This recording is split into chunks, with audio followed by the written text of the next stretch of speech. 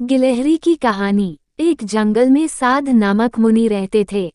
उन्होंने तप करके बहुत सी विद्या हासिल की। एक दिन ध्यान लगाने के बाद जब उनकी आंखें खुली तो उनके हाथ में आसमान से एक गिलहरी आ गिरी।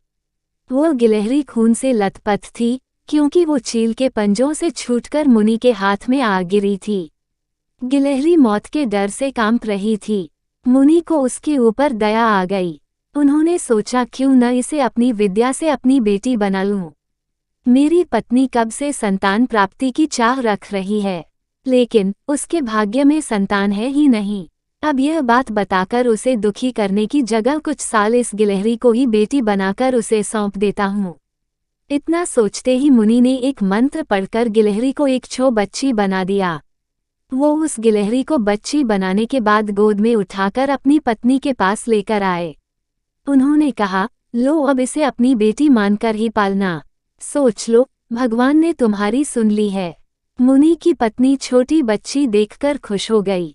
अब गिलहरी से बच्ची बनी लड़की मुनि के घर में बड़े लाड़ प्यार से पलने लगी। मुनि की पत्नी ने कुछ दिनों के बाद बच्ची का नाम वेदांता रखा। मुनि और मुनि की पत्नी दोनों ने बड़े प्यार से वेदांता को पाला। मुनि को बहुत खुशी थी कि उसकी पत्नी को अपनी ममता लुटाने के लिए एक बेटी मिल गई। कुछ समय के बाद उसकी परवरिश में मुनि भूल ही गए कि वो एक गिलहरी है। वेदांता को मुनि ने अच्छी पढ़ाई लिखाई करवाई। देखते ही देखते वेदांता 16 साल की हो गई।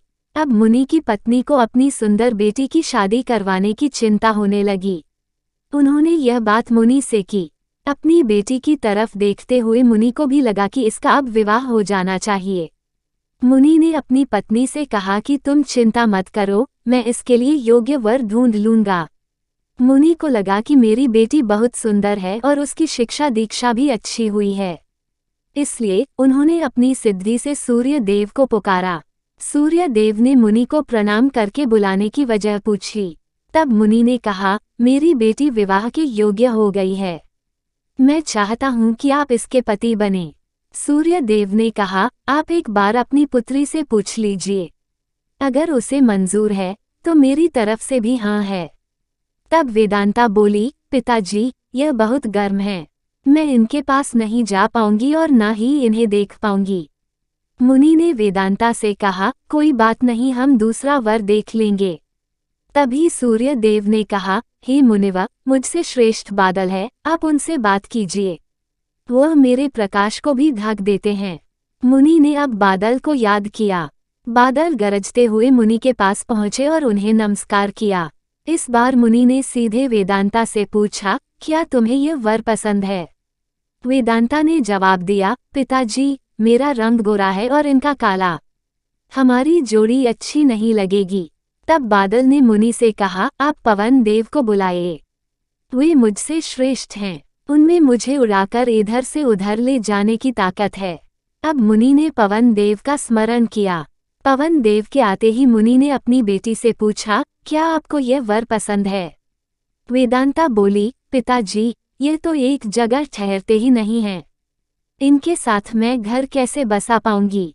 इस बार मुनि ने पवन देव से पूछा, मुझे अपनी पुत्री के लिए वर की तलाश है। आप बताइए कि आपसे श्रेष्ठ कौन है? पवन देव ने जवाब दिया, मुनिवा, आप पर्वत को बुला सकते हैं। वह मेरा रास्ता रोक देते हैं। वह मुझसे श्रेष्ठ हैं। तुरंत मुनि ने पर्वत को पुकारा। पर्वत को देखते ही वेदांता बोली, यह तो पत्थर हैं। इनका दिल भी पत्थर का ही होगा।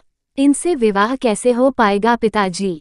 मुनि ने हाथ जोड़कर पर्वत देव से पूछा, आपसे श्रेष्ठ कौन है? पर्वतराज ने जवाब दिया, हे मुनि, चूहा मुझमें छेद कर देता है। इस आधार से वह मुझसे श्रेष्ठ है। इतना कहते ही पर्वतदेव के कान से चूहा नीचे कूदा। वेदांता ने जैसे ही चूहे को देखा, वह खुशी के मारे उछल पड़ी। उसने कहा, पिताजी, यही मेरा वर बनना चाहिए। मुझे यह पसंद है। इनकी पूंछ, कान, सब कुछ कितना प्यारा है। मुनि ने सोचा, अहो, मैंने एक गिलहरी को मंत्र विद्या से इंसान तो बना दिया, लेकिन इसका दिल अभी भी गिलहरी वाला ही है। मुनि ने तुरंत वेदांता को गिलहरी बनाया और उसका विवाह चूहे से करवा दिया। विवाह के बाद दोनों खुशी खुशी रहने लगे। कहानी से सीख। इंसान चाहे बाहर से कितना भी बदल जाए, लेकिन उसका दिल वैसा ही रहता है।